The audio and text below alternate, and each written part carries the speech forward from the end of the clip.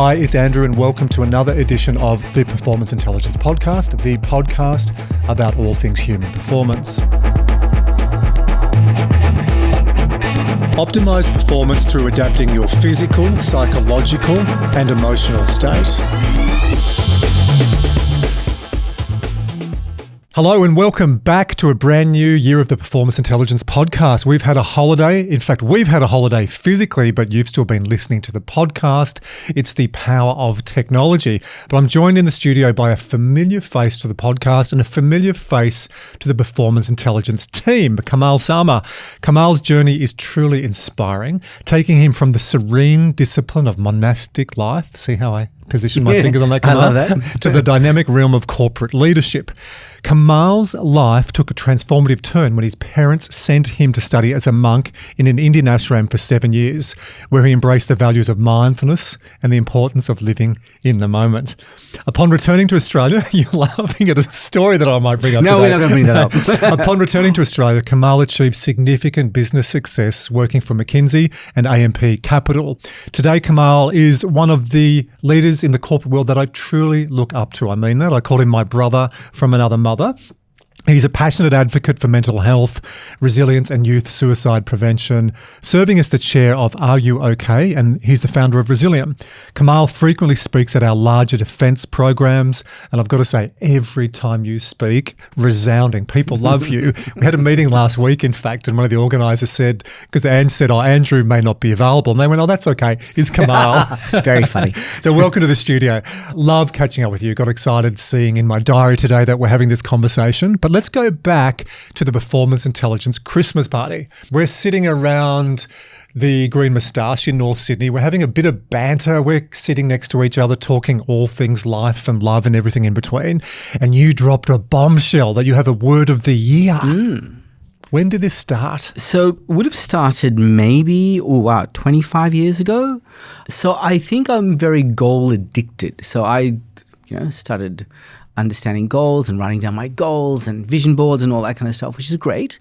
But one of the things that I wanted to discover is not what we do with our life, but how we are in our life, a way of being rather than doing. So I got addicted to doing rather than being. Is this a podcast or is this therapy? I don't know about that. I can hear my family in the background. If they do listen to this podcast, Dad, Andrew, I think you should maybe lean in and listen to this.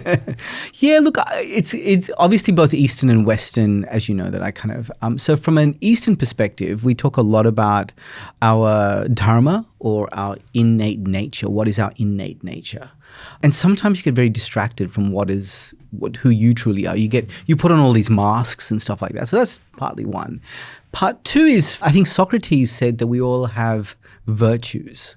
And we sometimes, and you've seen this in corporate world or in politics, is that people give up on their virtues to follow their goals. So I wanted to understand, what virtues do I want to build? So for a year, I look at one word and I do a deep meditation on that word. I will read about it. I'll study about it. I will meditate on it. I will create a poster around it. And so that's really helped me build some of those virtues that I wanted to build in my life. Before we dig into it, there's a couple of things I want to pick up on. The difference between virtues and values. And this is what I love about you. I've got a loose running sheet, but every time we talk, whenever I interview you at Defence, really just ask a question, I just shut up and let you go. Love it. So the difference between virtues and values, because I could say to you, we have 5 values that we live by in the business. They're also my personal values.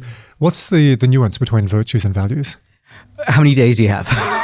Mate, I've got all day. What's the longest podcast we've ever done? I think Tim Ferriss, Joe Rogan get into 3-hour mark. Oh, wow. Kamal, yeah. No, I think for me, a virtue and a value is very different. A value is something that you value. For example, you might value growth, you might value reading, you might value, like, for example, I think both you and I value reading and learning and stuff like that. So that's your values. A virtue is something that you want to build inside yourself, which is compassion, kindness, presence. So for me, I wanted to understand, how do I go deeper? And Socrates talks a lot about it, is that how do we transform from the inside out rather than from the outside in? And for me, that is about exploring which virtues I want to create in my life and how do I want to live my virtues. I like that. They would obviously coexist because they're similar. They're very similar and they're complementary. But there is a big distinction between your values and your virtues. And virtues are some things that you practice. Values are things that drive your decision making, because the way you interpret the world is based on your values. when you do a podcast and you've got little thought bubbles going, oh, that's gold. I'm writing now. I'll get back to the discussion. Got it.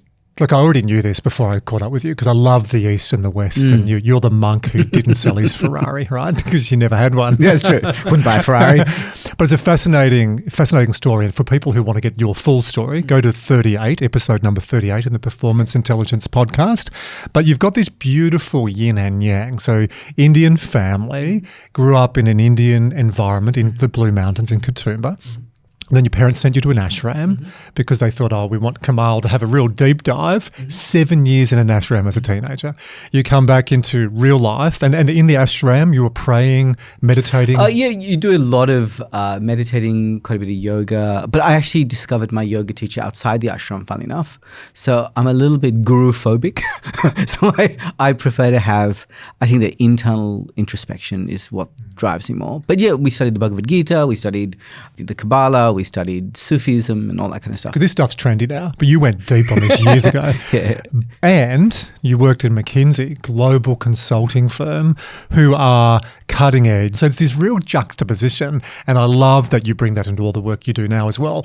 The presentations you do, the books you do, all the education you do as well. So the word of the year, when did that first start? It was about, must have been about 25 years ago. And I got very busy working and I'd realized, I can't remember what my first word of the year was, but I'll give you some examples. One year my word, funnily enough, was presence. I realized I wasn't actually present. So say that again. Present. Very fun. I wasn't really present. And we've got a story about bags, so we'll go there later. But understanding why am I not present? Why am I in my head all the time? So although I knew about mindfulness and stuff, so one word, my year was presence. Another word, I think the business was going well, traveling a lot. And I realized I didn't have much fun in my life. So one year my word was fun. So I actually I looked at my diary and there was no time for me to just have fun. So I chunked out 1 hour a week for fun. I actually got a fun coach who was my son at the time. And he said, Dad, you can make everything fun. And when you have kids, you look through their eyes. And he said, how old was your son at this stage? I think he must have been 6 or 7. Yes, at 6 or 7, life is truly an adventure. It's an adventure, right? Play and exploration and excitement. Yeah, so I remember one coaching he gave me. So he became my official fun coach. He said, Dad, when you go to the shop, to go shopping, you don't need to just go in a straight line. You can turn and twist and stuff like that. And you can you can make the whole shopping adventure fun. I went, I love it. So how do I start I used to have a skateboard. So I don't know if I'm allowed to say this, but I would take my skateboard in my car to Sydney Airport parking, and I'd take my skateboard out and just go up and down and in the car park at Sydney Airport. Hilarious. Because I thought I can imagine all these people from consulting firms and telcos and banks go, is that the guy that we've been working with around leadership, and he's just gone past me, giving me the finger and going, whoa, dude, and done an ollie air. Yeah, and just it's really an exploration of what I want to explore in my life. So this is not just a kitsch, hey everyone, turn to the person next to you at our corporate offsite and tell them your focus for the year. My focus is enjoyment. And then a week later, I'm all work, no play. You research, you go deep. Talk to us about that process. So I read a book about it. I watch movies about it. So one year my word was happiness. And I think there's a movie called Hector's Pursuit for Happiness. Brilliant movie. And so that movie was really an exploration into what does happiness mean? What does happiness, what is happiness different from joy? What are the subtle aspects of happiness? And when do you do the research? Because you told us our Christmas party was late December. You already had the word. So do you start researching November, early December? So you asked me the question about how do you come up with a word? And it's more of an art than a science. I think the first thing that you need is a bit of space, because sometimes when you're really busy, you kind of you don't have the space. So creating some space in your life, number one. Number two is I find this really interesting. After intense exercise, when I'm really exhausted, I ask myself the question, what do I want to experience more of next year? So it's not what do I want to achieve next year, it's what do I want to experience next year. And I get that, oh, wow. After exercise, your mind is often calm, your body's full of endorphins, especially after that peak, flogging yourself, zone 4, zone 5. Look at you, you're jacked, so you're lifting heavy weights, toning all those mirror muscles, Kamal, like we do. And then the drop down from that, you get that clarity. Yeah, no, I think a bit more than that. So I did a 100K walk. We do a 100K walk in 24 hours. Okay, that's not exercise, that's excruciating. But it's really interesting. Towards the end of that, about 90 Ks, you let go of the cognitive mask about what you should be doing, what you should be like, and all that kind of stuff. And it just gets into it. You start to discover, you have a real authentic conversation with yourself. I love to give our listeners tips and strategies and tools. I don't think, though, a lot of people listening to this are going to go for a walk for 100K and then come up with their word of the year. What else would you do to get in that right state or that right mindset? Go to a place of stillness. Go to get away from the phone, get away from the noise of society. Nature, I know you talk about biophilia, I think it is. Just go to nature. It's Latin thousands of years ago, the feel-good effect of nature. Yeah. Now we have neuroscientists and psychologists and exercise physiologists giving us data, and we go, oh, do you know taking your shoes off and walking on grass makes you less of an asshole during the day? Wow. Totally. Tell everyone this, yeah. Yeah, so just go to a place of nature, go to a place of stillness, and ask yourself the question, what do I want to experience more of? Not what do I want to achieve, what do I want to experience more of? I love that nuance. So the values, virtues piece, it's very similar. What do you want to experience more of? So I kept people in suspense. What is your word of the year for 2025? So last year we did a lot of work around ending gender-based violence and family abuse and understanding domestic violence. And so last year was very heavy for me. And the work you do with Are You OK Day and the work you do around youth prevention and suicide. I can only imagine that at times after a big day and some of the conversations I know you have, you're a humble man, but you do so much behind the scenes, not paid. And you've told me some of the conversations, they're heavy. They are really heavy. So I get having a word last year to bring a bit of lightness or maybe a bit of fun to some of the dark that you were experiencing. Yeah, so I think Are You OK? By the way, I'm the chair of the conversation board, not the actual board. But there was a real nuance between Are You OK work and the work that we're doing around gender-based violence and family abuse. Because it was really around, I think, kids and people who are in real vulnerable states about, that sense of victimhood it was a different energy. And I've been working with Are You OK? Well, for the last, over a decade now. But this was new work to me. And I think I'm quite a gentle person. I think most of the people I know are quite gentle. I looked into a part of society that I hadn't looked at before. And those stories really got deep into my psyche, and it played heavily. So this year, my word for the year is lightly. Is how do I take myself a bit lightly? How do I hold myself lightly? How do I do work a little bit more with a sense of lightness? Yeah, and bring light into the world rather than getting down. So I want to explore that world. I think you do that as your friend first and colleague and other relationships or different roles we have. I do think you bring a lightness. Thank you. Yeah. Thank you. Do you feel sometimes you don't? No, I think it's more about not taking myself so seriously. Because I deal with very serious topics. And somebody says, I remember I was talking about gender-based violence and family abuse, and people say, oh, I can't even think about those things. They get me really down. And that's totally understandable. But for me, I want to go deeper because I think I'm in a stage of my life where now I've got skills and tools to go into that area. So what I want to do is maintain a sense of gentleness and lightness. So I want to explore what that means to me. And just pulling on that thread, this is the scientist in me. Does that balance out or the juxtaposition of some of the heaviness and the depth in the other work you're doing as well, so that doesn't weigh you down? So it's to keep that balance. Yeah, definitely. Last year you told me at lunch your word was blisscipline. Please explain. Oh, that's a Pauline Hanson. Please explain. Yeah, Pauline and I go back many, many years. I've got a story about Pauline Hanson, but we won't go there.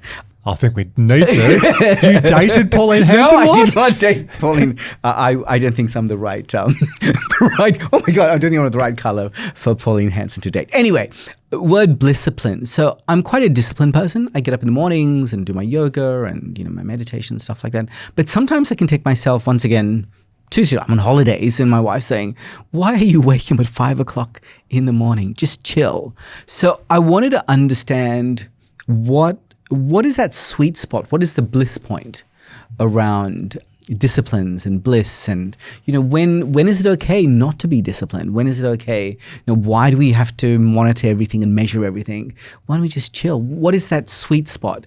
So Did you learn it last year? Yeah, because the bliss point is the right mix between fat and sugar and salt. And the stuff Dorito like effect. We're in the studio with Maddie Lansdowne. Shout out to Maddie Lansdowne. The Dorito effect, you know about the Dorito effect? 1 in every 7 Doritos, or Wizards research, I think it was 1 in every 8. He bought a couple of packets of Doritos just to do this, is they dose up the flavor on it. So you're waiting, your taste buds are waiting to get that absolute, wow, I did not know the next that. time you eat Doritos, Yeah. you'll notice some of them it's just like a party in your mouth.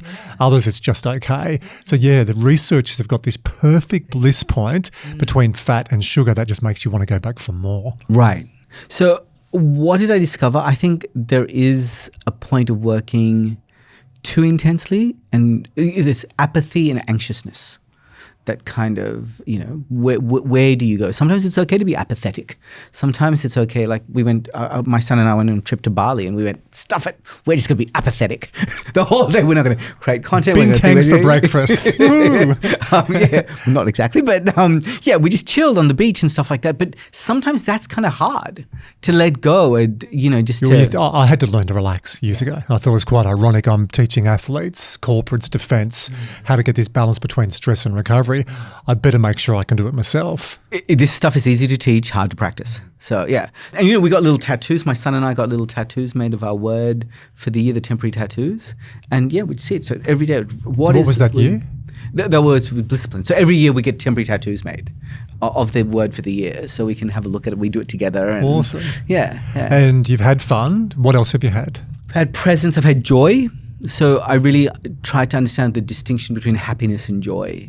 Every time you say one of these theories, I could double click and go 20 minutes on that alone. Yeah. So I really wanted to understand what does joy mean, and how is that different? Is it okay to be joyous but we can't be happy? What is the pursuit of happiness? Why is it the pursuit of happiness actually takes us from joy? So I wanted to discover that. There was a flow was a big year for me as well. Like I just found I was driving really hard and not flowing, and what it meant neurologically, what it meant from a Zen perspective, from a Eastern perspective, from a philosophical perspective, I wanted to understand what that meant. Oh, one year my word was enough. Enough. That was really interesting. So I reached a stage in my life, and I'd written 3 books. I think I've had like 6, 7 startups. I sort of just missed that from the bio, didn't I? 6 or 7 startups. Yeah. But I just want to know, when will I feel enough? What is that voice in my head saying that, oh, well, the first book was a bestseller. Why aren't the other 2 bestsellers? And like, seriously, come on, chill, dude. When are you going to feel enough? And that sense of enoughness. And I see a lot of people that are incredibly successful. Like I've seen hedge fund managers worth, $1 billion. They can never relax. But they never felt enough. Self-worth is inextricably linked with their role identity. And they're not working, and they just don't know what to do. Yeah, and there are some people that just can't fill up. They just can't fill up no matter how much we have. And so I wanted to explore, what does enough mean to me? When will it be enough? When will I feel enough? Where did that not enoughness come from? And for me, I kind of discovered it. When I was growing up in Australia, a la thinking about Pauline Hanson, I grew up in Australia in the western suburbs, where looking like this meant you used to get bashed up at school. No, being brown. No, you've told me that before. Yeah. And that's where I just go, oh, mate, that's horrible. Horrible. I didn't even think it was bullying. It was just school. So getting beaten up at school was that was school. So I didn't even think it was bullying. And then, and I remember, it's a really interesting thing. I think this is, Pauline Hanson's first time she got into politics. I was working, and we were in a boardroom, and then we went for dinner. And I remember one of the very senior members saying, I think Pauline Hanson's got a lot good to say. And I'm going, okay. And I'm sitting there, and I'm a young 22, 23-year-old, whatever. And I'm looking up at this guy, and I felt really, I don't know what to say here because, I was hearing what she was saying and I was feeling less and less enough. And then, obviously Australia's changed now, but yeah. Thank God. Because I look at my kids now. I've mentioned before, Archie had a play date. This is when he was in year 2, so this is going back 5 years, and he brought his little mate over, and then at the end of the play date I said, you didn't tell me that Sammy was from Singapore. He said, who cares? And I just thought, isn't that amazing? Like kids now, they don't look at race or colour. That's just my friend. Yeah. So it has evolved a lot. Thank God. Yeah. Thank God. And I think we come to this world not seeing separateness, but we kind of get indoctrinated into seeing more and more separateness. Yeah. If only other people could look at the life more lightly. Do these words have a compound effect? At the end of the year, do you feel more on the word? And does it lead to an iOS upgrade in years down the track, or do you have to keep circling back? That's 2 pretty deep questions in one. Let's start with the first one. So every year I have a theme song for the year. So I take a theme song. So tell me one song that's from your 20s that as soon as you hear that song, you go back. Tell me that song. Warrant, Cherry Pie. There you go. Bang, right? You're back there. What are you doing? You're driving or you're running? Dubbo, cool. Learning to drive, which meant doing burnouts in my neighbour's ute because I was their gardener. And then they found out at my 21st that we used to go and I used to look after their house and when they were on holidays. Phil and Kerry Osborne. Hello, Phil and Kerry, if you do listen to the podcast. And Mario would come over. We'd go to the bar and we'd pretend we were Brian Brown or Tom Cruise from Top Gun. No, not from Top Gun, from what's the bar? Cocktails. Cocktail. So we'd pretend we were Brian Brown and or Tom Cruise from Cocktail. And then one night we'd had a few to drink. We're both in our P's. We couldn't drive. So I said, no, we'll fire up the lawnmower. I drove 3.5 kilometres on a lawnmower to the other side of Dubbo. Thought it was hilarious. Along the way, we may have dropped the blades in a business park and put our initials in there, thinking that'll be cool, and then dropped Mario off. And then on the way back, I actually got this, and we'd had a drink, but not that much. Like I was still lucid, and I got overtaken by a guy on a horse. Midnight, up the back of East Dubbo on Sheridan Road, and I got overtaken by a guy on a horse, and I'm on a freaking lawnmower. Where did that story come from? Well, see, it's funny. That song reminded you of everything, right? It does. So I go back to those fun, yet sometimes irresponsible years. So you can do that reactively or you can do it proactively. So you can actually create an emotional link to a song, to a word. And so when I hear the word, the song for fun, I go back there. I go back to that year. What was the fun song? Life is a Highway. And it was one of the key songs. That's it. And it's in Cars, the movie. So Kailash and I, we used to watch the movie. He used to watch it almost every day. And that song is played again and again. So that song becomes an anchor for you. Yeah. So what's the song for this year? I haven't found it yet. So it's still a work in progress? Yeah, the whole year, you got to explore that word. Trying to figure it out. So see the difference between East and West? Mine is, so what's your word? What's the timeline? What's the song? What's the moniker? Yeah. But it's more of a theme and a presence and an exploration and a discovery rather than going black and white.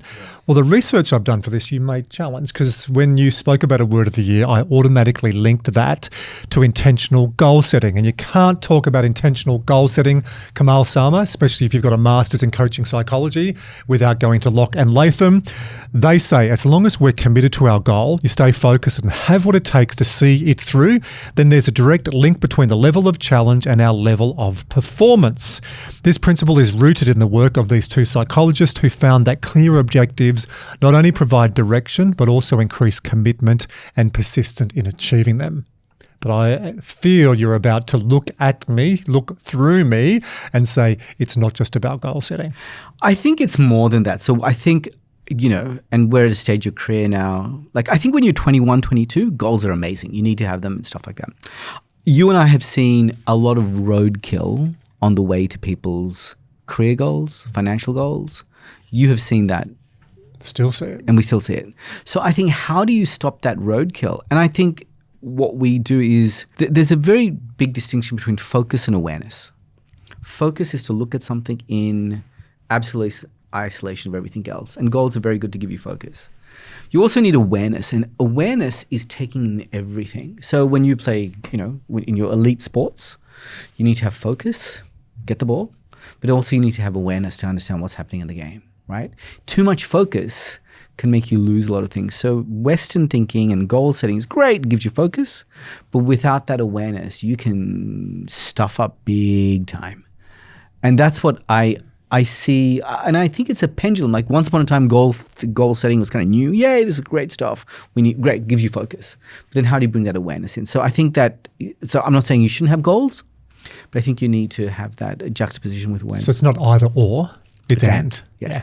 So I can have a real focus, a real intent, which is more the language I would use in the performance psychology world is you zoom in or microscope. Yeah. But you also need to zoom out, which is telescope. So it's that blend between the two. Okay, good. You've given me another way to explain that. I already know I've painted myself into a corner because I do have 2 words of the year, Kamal, but they're very Western.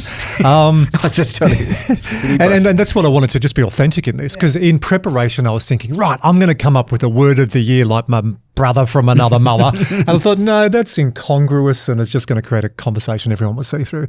So here are my 2 words for the year, very business aligned: scale and growth. So for 2025, it's about scale and growth. Scale is 2 things. It's producing great content and it's technology. Growth is about marketing and sales. And growth is about, you'd get this as a keynote speaker, build a number of businesses like you have based on your brand or your personality and relationships, but I want it to be more than just that. So under scale, there's 3 areas we're focusing on: podcast, great content with great people like you, our PQ Academy, which is our coach in the pocket, and for me, inside job, writing a book. By the end of this year, I want to have it out. Inside job, high performance starts from the inside out. So that's a real focus on content and creating content. But then growth is around dedicated marketing asset. So we're building someone in the business to do that. And it's also around partnerships, investments, and potential collaboration. So that's the real focus. And I feel that umbrella, even in our first official team meeting with everyone this morning, with our offsite, getting everyone to plan, I feel like from a business point of view, that's a real target for us. So I think they're fantastic. And what am I missing around an awareness as a leader I would say of a business? More as, so that is you playing a role, which is great. You need to be the leader in the business and stuff like that. But when you think of yourself, when you look in the mirror and you go, hey, what virtue do I really want to build in myself? What is it something that I would like to, what is that muscle that I'd like to build? Was it present? Is it compassion? Is it kindness? Is it energy? Is it... I think I need to downgrade the energy. So I'm okay on the energy stakes. Yeah. Presence is a big one. Yeah, presence might be. And if I'm really open with you, it's presence when I'm not paid. Because I'm good at being present when I'm paid. So we're just on the back of 2 camps. We had the Seagulls up in Blue Mountains last week at Fairmont Resort. And before that, one of your favourite teams, the Wallabies at Homebush. I stop rubbing it in. I want to get you along to a couple of games this year too. We've spoken about that. It's not the payment, and I make a lot more money in the corporate world than I do in sport. Sport is my passion. It's my drug of choice. But I don't have any trouble being present when I present a mind gym or when I'm talking to the coach or with the players or even around the squads, because I feel fully invested, fully engaged. And I've told you this before, I feel like it's taken me 20 to 25 years to be a mental skills coach with those world-class teams. Where I sometimes get some unsolicited feedback is presence at home. It could be presence at work. It could be presence with friends. So if I put it collective, it's presence when I'm not paid. So let me share something with you if I could. And I think this is, this is my wife coaching me. She said a really interesting thing. She said, so I came home one day and I was really exhausted and tired. And I said, hi, honey. Hi, kids. I'm tired. I'm exhausted. And then my client called me up and I went, hey, how you doing? And my wife went, what the? How come you could give it to them but you couldn't give it to us? So from that, and she gave me a great gift there. And I think what it is, and I've said this for the last 20 years, and it's pissed off the most number of people, but it's something that they remember the most. And it is this: give your best energy to the people who come to your funeral. A lot of the times, the people that will come to our funeral get our worst energy.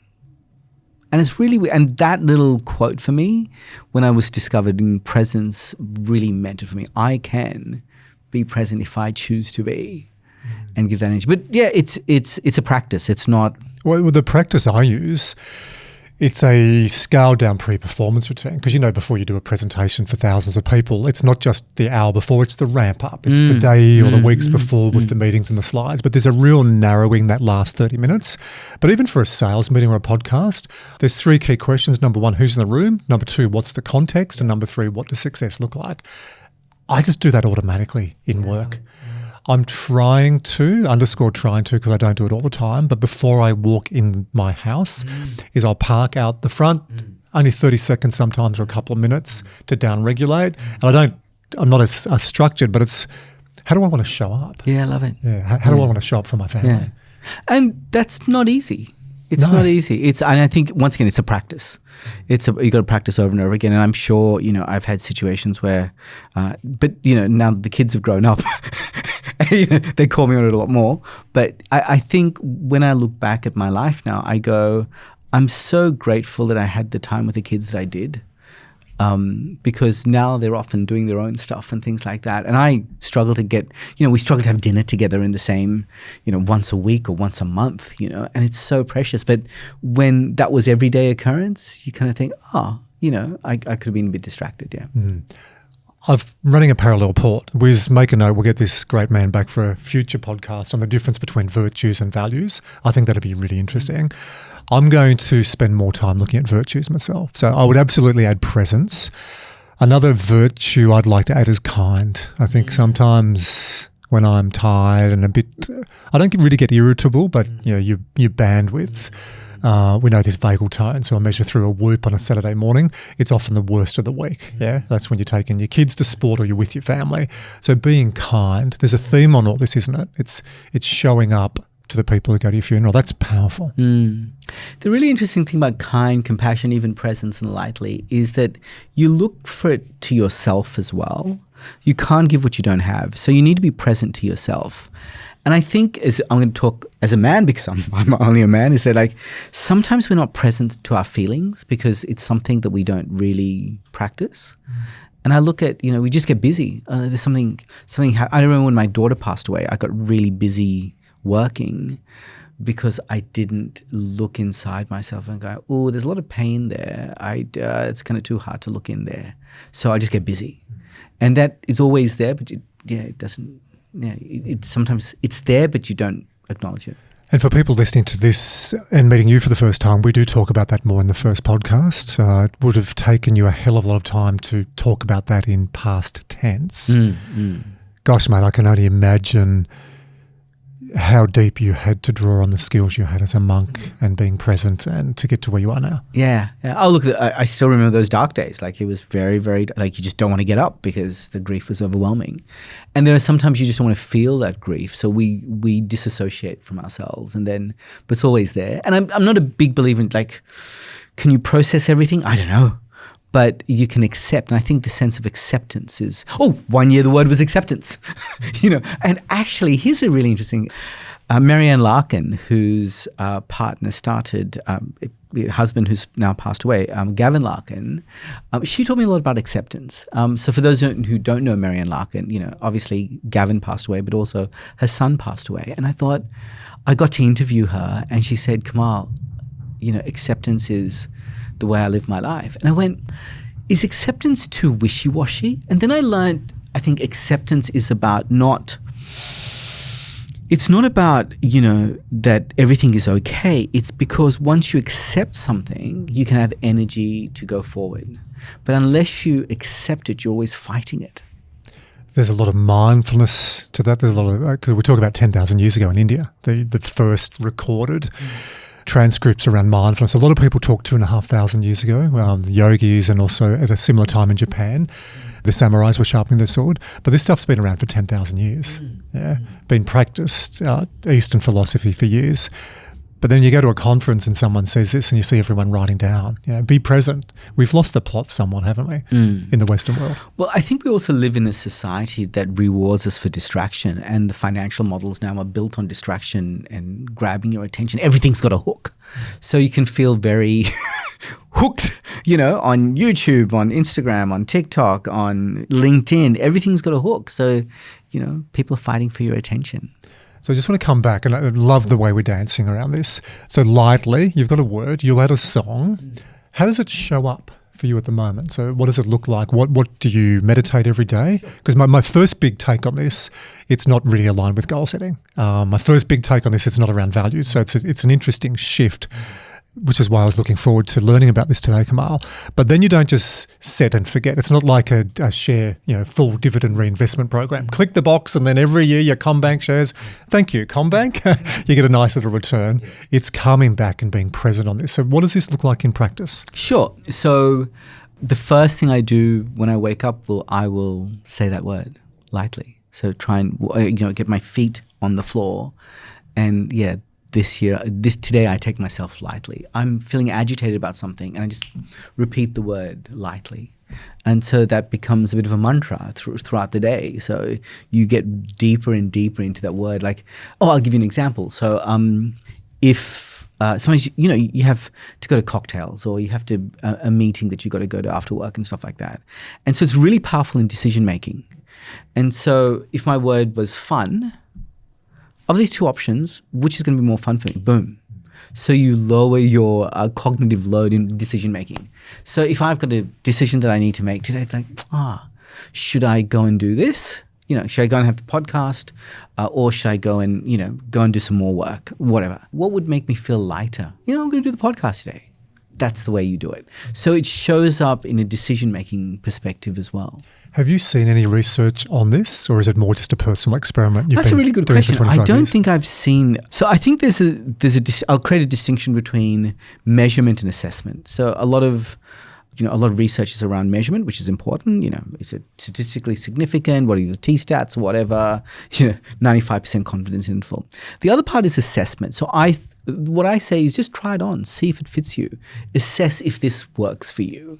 And I know all the kids have it. Ask them what's the word for the year. But it's really beautiful in one way because then we can say, hey, what did you learn? Or I find a book and say, hey, like if your word was presence, I knew a couple of books that I could share with you going, hey, here's a really great movie on presence, or yeah. So the other thing I do is find a quote that encapsulates, the word, the word. So for me, last year we were doing some really new stuff around, a huge societal problem about ending gender-based violence and stuff like that. And I think this year my word was lightly. And the quote that I, kind of thinking about is, take the first step in faith and the staircase will show up to that. And I think about, that's what lightly is. It's like, take the first step, Kamal. If you're going to do something challenging and, have faith that the staircase will show. For me, that encapsulates the concept of lightly. So the quote can have your word in it, but doesn't necessarily have to. How do you measure success of the word of the year? I don't. It's a very Western-based question, isn't it? It is. But there'll be a number of people listening to this who go, yeah, I got this. But what are the feedback, data points, metrics, KPIs I know that I am lightly? So it's about what have I learned and I experienced. So the year of enough was fascinating. I'll tell you another word. One year my word was mysticism. And it was 2016. Gypsy music. Well, funnily enough, so, I was born a Hindu and, we have a lot of mystical traditions but that was the year my father passed away, our auntie passed away. And that word really helped me try to think about what is life after death? What does it mean to lose somebody that you love dearly? Where do they go? What happens to that energy? So that word, that year of mysticism just helped me. Mysticism, magic, mystery. What is the mystery around life? Because so many of us get so caught up to these big questions. It can, but to stay in mystical. What is mystical? It's kind of really. I can hear the theme song for what was that? Stranger Things or something going through. Wiz is going to have a field day with some of the overlay on this. Wait till you listen to this back. Definitely bring it to life with some audio B-roll. What about enough? What did you learn at the end of that year? I think that feeling enough is a practice. Is that sometimes what drives us is not feeling enough. And, sometimes if somebody doesn't feel lovable, no matter how much you love them, you can't love them enough. That can be true with yourself as well. If you don't feel successful, nothing that you do will make you feel successful. So exploring enoughness was really... So what did I learn? I learned it's not an external journey, it's an internal journey. It's not about if I get 10 books that are global bestsellers or, speaking every single day to, crowds, that may not even make me feel enough. And I look back, the kid that came out of the ashram with a really dorky accent, if he looked at himself now, he would have said, you have no hope in getting there. But you achieve it and you still don't feel enough. That's weird. So just exploring that it's not an external journey, it's an internal journey, the enoughness. Do you find now with your experience, you've got decades of experience in rigor and research and mysticism, it really is a beautiful blend, East and West, old and new, scientific and spiritual. Do you find though now you're getting a level of success that's easier than you got before because you have put all these practices, all these skills in place that gives you as much physical, psychological, emotional, spiritual, relationshipal, financial resources to be that version? I think what I feel, it's a really hard one, but I think I really enjoy, it sounds so wanky, but I'm so grateful that I got to enjoy my kids, my family over the last 20 years. I know that if I would have gone the same trajectory that I was going previously, I wouldn't have. I would have got to now. And I go, God, I missed out a lot. I really filled up along the way. Like every school holidays, I was with them. Every time we were on holidays, I could be present to them. I wasn't in my head all. And I think it's really, one of the things I'm very grateful for is, my Zen training is that sense of continually being a learner. There's a really interesting story that I think about quite often. The most senior abbots in the Zen monastery do the most menial tasks. They're the ones that clean the toilets. They're the ones that... All Black say, sweep the shed. So sweep the shed, you should never be that much of a rock star in your own mind. And I don't think so I am, but I kind of feel like, oh gosh, I feel so grateful where I see some people that just take themselves way too seriously. And I thought, that's a heavy load to take. So I think I really enjoy the fact that, I can just go anywhere, nobody knows me, I can just wander around in my skateboard and people think I'm an idiot. But yeah. So we come back to that word dichotomy. It's not black or white, it's and. So you are filling your cup. You've got this beautiful richness, this joy, these virtues, but you've got a set of values that drive you. Because I do want people listening to this, because there'll be some that go, right message, right time, he's my man. There'll be some going, how does this help me be a better insert business, entrepreneur, athlete? And I see that this can help people, really it can, to be grounded for a start, to be a nice person to be around, because there's no use winning all the medals and then finding out when you've retired that everyone thinks you're an asshole. So I can't help but think it's balanced you out to have both. I think to have business success on your own terms rather than having to sacrifice your values or your virtues. I've seen way too many people do so well, but A, they don't feel like enough. And there are people right now in the media that you will come to mind straight away. They just never get enough. They'll never have enough. They'll never achieve enough. And that sense of scarcity mindset is always there. It's external, extrinsic, isn't it? Judged by others, fear of other people's opinion, rewarded in the eyes of others. Yeah. And there's a term called hungry ghosts. They're still hungry ghosts. When do you... Hungry ghost, explain that. There's a concept called hungry ghosts where these ghosts that wander around that are always looking for things. They're chewing up everything around them. They just can't get enough. Relationships, they can't get enough. Money, they can't get enough. Profile, they can't get enough. Progress. They're always hungry. What's the use of that? When do you get satisfied? And I've had some very great mentors in my life that have called me on my bullshit. So I feel very privileged to have leveraged off their wisdom. It's an interesting one, that. The word truth teller. Do you have a truth teller or truth tellers in your immediate circle? So the first thing is you would look at home. Do you have someone at home who will call you bullshit? Do you have people you work with? Do you have people in your friendship group? I've got a couple of real truth tellers. Used to challenge me when I was young. I think I even avoided some friendships or lent away. I now love that I've got some people in my life that can say, hey, Andy, when you said that, I actually don't believe you, mate, or what are you hiding? And it's so nice to be able to have that and to sit in that and know they're not saying it to be an arsehole. They're not saying to judge. They're actually saying with compassion and kindness. It's actually coming from their virtues, Kamal. So I have 5 men in my life. They're older men, and one woman that are not my immediate family. This is like your personal board, is it? This is my personal board. And I go to them for guidance. I abdicate decision-making to them. So when my dad passed away and my auntie passed away and I fell off my mountain bike and smashed my shoulders and a serious amount of pain, I abdicated all my decision-making to them. For that year, I realized I wasn't in a good headspace to make a decision. So, yeah. That's the way I use my board. Can I ask, wise one, who's on your board? Quite a few. One of my very, very dear friends called Les Fallick is been on my. He was not my boss, but he was an acquaintance at AMP Capital. This was almost 27, 28 years ago. He's been guiding me, and he was amazing. And he has supported me. He's given me guidance. He's the person's shoulder I cry on. He's the one that builds me up when I need to be built up and put me back down. And he's given me, I asked him one day, why is our relationship so special? And he said a really interesting thing. And he says, Kamal, my job is to encourage you. And if we break down that word, is to give courage. Like, I don't really tell you what to do. I just give you the courage to do it.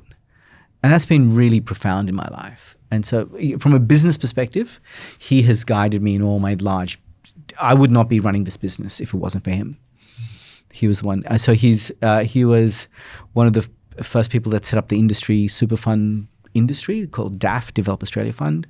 He's very big into private equity. He was the board of Fred Hollows. He's been, when I'm in a dark spot, I call him. When I'm in a good spot, I call him. He's the person that will celebrate all the good news and then tell me, that there's a light at the end of the tunnel. Yeah. Who else sits around that table? Oh my gosh. Another of my mentors is John, and John is just, he's an inspiration to me. John's been about 32, 33 years. John's now 98, and John is amazing. 98. I love that. So you've had this relationship for decades. For decades. Ooh, what wisdom. And 98, what a role model about longevity. Oh, totally. And he's not taking plasma injections of his son. You know who I'm talking about, right? Yeah. He's not taking blood from his family members. One of my mates is Darren, and Darren, he's been guiding me, and he's really powerful in helping me untangle. So, sometimes I get really tangled up. Sometimes I know what to do, but how do you untangle? So I'll call him up and say, I need an untangling conversation. Can you help me untangle? So yeah, that's and because he knows me well enough, he can help me compartmentalize and untangle. Is that formalized? Do they know that they're on this personal board and that there'll be a reach out? And definitely. Yeah. I think some of them would feel a little bit uncomfortable because they see it more as a peer relationship. And I think sometimes mentor relationship has a hierarchy associated with it, but I think this is very much peers. But obviously lots of amazing respect. As I pull on the thread more, this conversation is much, much more than a word of the year. Dun, dun, dun, lightly, go lightly and remind yourself to wake up. It's everything you do. It's, as you say, your virtues. It's the conversations you have. It's the people you put around you. You've thought about this a lot. You haven't just made this up on the way from the city, because Shannon saw you in the city. She came in for a meeting and she said, isn't Kamal coming in for a podcast? Yeah, I just saw him at Barangaroo. Yeah. Oh, he's mystical, this man. It was one of his words of the year. He'll be here. So it's really cellular, this, isn't it? It's deep. It's deep. And so much of our life is not based on mastery. It's based on the tweets. It's about the grabs and stuff like that. So this is a deep introspection on yourself. It's a deep meditation for a year. You just take one word. So the word I call a yearly mantra. It's a yearly mantra. The word man means mind. Tra means thread. So it's the ability. The word mantra means to lasso your mind to a certain particular way of being. I'm going to say that in a conversation. You are. Mantra. That's what the word mantra means. I'm going to sound so whimsical, and then I will go, that's from my mate Kamal, I'll always reference. I like that. the thread of the mind. So it really is a mantra. A mantra. So when your mind is, so you repeat a mantra. If you're feeling agitated, you repeat it so it calms you down. Or it could be kindness, compassion. It's something that you try to internalize. Yeah. My next question almost goes against the thread of the conversation, but if you could guide myself and others listening, how do you take this now from your wonderful examples, the challenging in thinking you've given today? You really have challenged me in my thinking, and Wiz, hold me to this because we'll talk about this at our coming off side, but I want to tell my team what my virtues are. I think that's going to be really important to share that as well. How would you, though, coach someone now? So the time of recording, we're in January 2025. So we don't want months to go by where we haven't got some sort of focus. Get that it's an evolution. But what would you say to people now and to me to really pull this together and to make it part of your day? To make it part of your day? Or so you've already found the word? Well, let's go back even to find the word. So just sort of give us the user guide. Step one, create some space. Go somewhere and ask yourself the question. You're most probably going to get it right. And it's not stuck in stone. If you get it wrong, that's fine. It's all good. But you'll most probably know what it is. So just by talking to you, and what you brought up in the conversation very quickly was presence. So for me, that's what I'm hearing from you. So that's step one. Step two is make the call. Like if that's something that's been, that other people are telling you about and you're telling, make the call and say, hey, this is my word. If it's wrong, you can fix it up. Don't go into a stage of decision phobia. Just go. Right. Do you advertise this, or is that very non-Zen, non-Buddhist-like? No, you can tell people. You can tell your family and stuff like that. But you don't put it on Instagram. Hey, guys. Oh, you could. Yeah. My son is doing it right now. Yeah, he loves this concept and he's putting it, stuff like that. He talks about, he's more on Instagram than I am. What's his word of the year for this year? It's a really good question. Rhythm. Rhythm, because he wants to get into a rhythm. So last year worked really hard. So Sundays is, going for long bike rides. Saturdays is doing this. Monday. So he's really exploring rhythm. But he's had, when he was studying, it was around focus. So all that kind of stuff. So number one, get the word. Number two is you can create like just a picture, write the word on it. So it's the first thing you see. Or you can put sticky notes everywhere. So damn. Okay, so it's going to go into your subconscious. And then find a quote. Memorize the quote. Use that quote again and again and again. And on that as well, like you read books, you watch movies, you have a song. So that's the rhythm That's the rhythm, yeah. And we've got, if you go to our website, you can go and you can put your word there and, you'll get a little email reminders of what your word is. Oh, we'll make sure we put that in the show notes. Yeah. Okay, so to go back, so number one is create the space. And you said exercise helps to create that space as well, which I totally agree. Maybe not a 100-kilometre walk for everybody. No, you don't do space. I would think of space as a couple of things. I would think of space as time, the right environment, and the right mindset. Yeah, I would say stillness, space, and a bit of silence. You ask your question in a moment of silence. What's a virtue that I really need to have? What's something I want to really experience more in my life? When I'm writing, or I'm putting together content, I love solitude. And there's a difference between solitude and loneliness.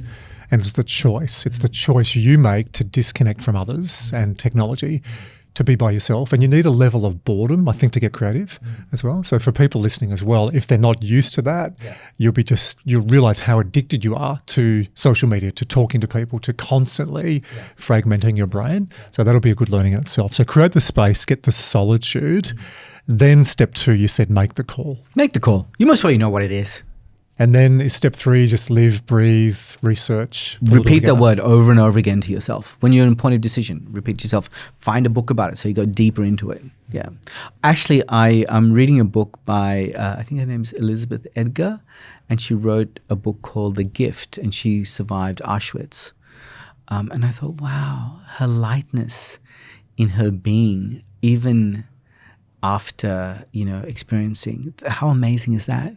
She still has a lightness in her being. And people that haven't experienced Auschwitz, they still take themselves so heavily. So what can I do to embody some of her lightness that she brings? It's It's been really good reflection on this. You've given all of us some homework. It's why I wanted to bring this forward at the start of the year, because we often get to the end of the year and we do the rearview mirror, look back, how have you gone these 6 areas in your relationships, in your health and fitness, in your finances, in your learning development, in your community and connection and your learning. But what a great way to set up the year, to actually have a real intentive focus or an intentional focus. So the word is really, it's just a frame. It's a deeper way of living. It's a deeper way of connecting. It's the Deeper way of showing up. It's the glasses that you put on to look at the world through. So if you look at, and I kind of think sometimes they're like, if focus is a very different word from, say, compassion. They're very two ends of a spectrum. If you look at the world through a lens of focus, then you go, oh, okay, that's what I need to focus on. I need to not get distracted. But if it's compassion, you go, oh, yeah. So you see the word very differently. And I like that delineation between focus and awareness as well. Also, there's a real mix today, a real juxtaposition, which leads me to my final story. What year was fun for you? Oh, wow. That's a really good question. I think it was maybe 2008. Yeah, 2008. Okay. So can I tell our listeners a story of fun? I know where you're going with this. I wasn't going to do this, but even in the intro of the podcast, if anyone's wondering why I mentioned Kamal, being a monk and being present, and there was a little giggle from both of us. Now we've got to stitch all this together. We were in WA and 1 hour outside of Perth. It was middle of last year, so let's say it was about 6 months ago. I think so, yeah. We went to high security area with defense. It was exciting, isn't it? Some Very of these exciting. defense things, you hear the Mission Impossible music. Dun, dun, dun, dun, dun, dun. So it was great. It was a great event, part of our ongoing integrated mindset masterclass. So we flew the night before into Perth. There was myself, Shannon, Wizard and you. We got picked up by Nam at Perth Airport. And on the way, Wiz, where were we staying? What was the name of that town? Rockingham, good boy. 1 hour from Perth Airport to Rockingham. You gave us a masterclass, my friend, on mindfulness, because Shannon, podcast producer, hello Frosty, was asking you questions about 7 years in the ashram and the level. And I said, isn't there 6 or 7 levels? So just for context, what's the 6th or 7th level of awareness or mindfulness? What are oh wow, you're putting me on the spot now. There's 4 and 4 plus 8. So 4 and 4, which is 8th and 9th. So they're called jhanas. Jhanas, yeah. Yes, so you and go to jhanas different are? jhanas. Jhanas are different ways of contemplation, of being, and they now, what they've done is they've measured it to brainwaves, funnily enough, theta, beta, and all that kind of stuff. But it's really different ways of contemplation and focus. So there's 9 levels of jhanas, and I can remember Shannon almost just leaning from the back saying, Kamal, wise one, tell me more. And she'd just been to Ryan Holiday, so she was really into Ryan, the Stoics, and just it was the right message, the right time, delivered beautifully. A masterclass, I would say, driving from Perth to Rockingham. And then she said, Kamal, what level have you been to? And you said, I didn't. I said I've experienced a few of them, but but it's very different of experiencing ones in an ashram when everything's quiet versus a busy time. So I think I've experienced 4th or 5th. Yeah. So deep, much deeper than the average person. And Wiz, what were your thoughts on this conversation as well? You're in the car with us. Well, I was actually playing driver, so I was trying not to crash the car first and foremost, but I was pretty much in awe as well, because I was listening to that and I was like, my God, this is so deep. No wonder he spent 7 years in a monastery learning all this stuff. This guy has the depth, the level of intellect or wisdom we'll never have. And then we got to Rockingham and we're at the hotel, and then we all get the bags out of the back of the car, and then Kamal looks and he goes, oh, fuck. I left my bag on the carousel. Yep. And so I had to drive 1 hour back and 1 hour again to get my clothes. Oh, it was brilliant. Absolutely brilliant. We're just talking about mindfulness and meditation and all the different Sanskrits and religions. Oh, that's right. Shannon also asked questions about Judaism, and she spoke about lots Catholicism and how it all... And honestly, my friend, it was a masterclass. And then we got there, oh, fuck. So the lesson there is you can know this stuff, but practicing is the next level. Good fun. You knew I had this shit. Because it was just such a beautiful conversation. But then you just said so clearly, oh, fuck. Like, you didn't have to tell us. You could have just said, oh, do you guys mind? I need to go and get some, I've got this abscess. I need to get some dental floss. Like, you honestly could have gone around the corner to a 7-Eleven. True, yeah, no true. one would have known. That's And funny. do you remember my response? Yes. Yeah, I just giggled. Yeah, bye. See, I think compassion might be the word that you need to build on. Yeah, maybe compassion. And I may have mentioned it the following day. In your Yes, I introduction, think may have. a number of times. Yes. Yeah. Oh, that was fun. Hey, I've loved today. I always love our conversations. You've given me more questions than answers. Is that intentional? Yeah, I think so. Yeah, it's in the beginning part of this. Of course, you'll have more questions. Yeah. So it's not step 1, 2, 3, which you have articulated. It's more, here's a framework. Go do the work. You've got to really think, process, do. Be uncomfortable. Feel. Yeah. Yeah. So I'm going to keep scale and growth more from a business point of view to help us as a team with the goals we have, and look more how I want to show up. I love it. Yeah, come here. Thanks, man.